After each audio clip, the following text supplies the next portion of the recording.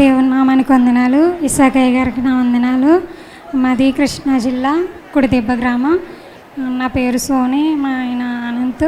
మాకు 2024 ఆగస్టులో మ్యారేజ్ అయింది.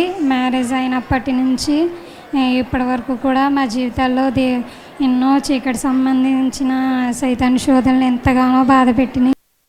అలాంటి రీతిలోనే ఆ సమయంలోనే దేవుడు మమ్మల్ని ఆశీర్వదించి పెళ్ళైన 4వ నెలలోనే దేవుడు మా గర్భాన్ని తెరిచాడు. దేవుడికి ఎంతగానో వందనాలు. దేవుడు మాకు గొప్ప గర్భఫలాన్ని దయచేశాడు. అయినప్పటికీ కూడా ఎన్నో సైతాను శోధనలు, ఎంతో చీకటి మా జీవితాన్ని గలిబిలి చేసింది.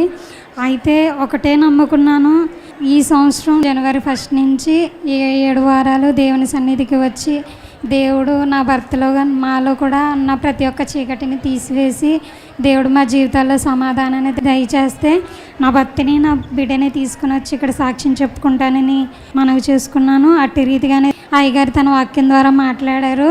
2 దూతలు నీకు ముందుగా పంపిస్తాను, అవి నీ మార్గాన్ని సరళం చేస్తాయని దేవుడు మాట్లాడాడు. అట్టి రీతిగానే ఏడుస్తూ ప్రార్థన చేసుకుంటుంటే అయ్యగారు ఎప్పుడు నేను వాక్యం చూసినా, అయ్యగారు వాక్యాలు చూసినా ఎప్పుడు కూడా ఆయన ఆ మాట మాట్లాడలేదు. విడాకులు తీసుకోవాలనుకుంటున్నావు కదా, ఆ నిర్ణయాన్ని వెనక్కి తీసుకో, మీ జీవితాల్లో దేవుడు సమాధానాన్ని దయచేస్తాడు, మీ కుటుంబాలకి మార్గాన్ని చూపిస్తాడు దేవుడు అని చెప్పేసి అయ్యగారు వాక్యం ద్వారా దేవుడు నాతో మాట్లాడాడు.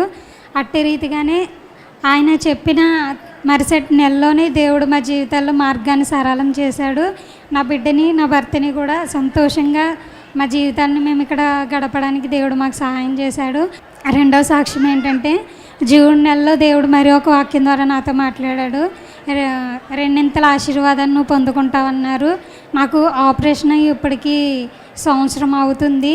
అయినప్పటికీ కూడా నాకు ఇంకా కుట్లు తగ్గలేదు, చీమ పట్టేసినాయి. ఎన్ని హాస్పిటల్ తిరిగినా, ఎన్ని మందులు వాడినా కూడా మళ్ళీ సెకండ్ టైం ఓపెన్ చేసి ఆపరేషన్ చేయాలని చెప్పేసి అన్నారు.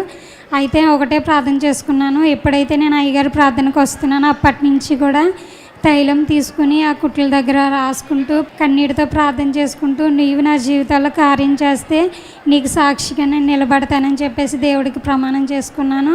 అట్టి రీతిగానే దేవుడు నా కుట్ల విషయంలో కూడా దేవుడు ఎంతగానో గొప్ప కార్యం చేశాడు. ఈ చిన్న సాక్ష్యం దేవుడు దీవించును.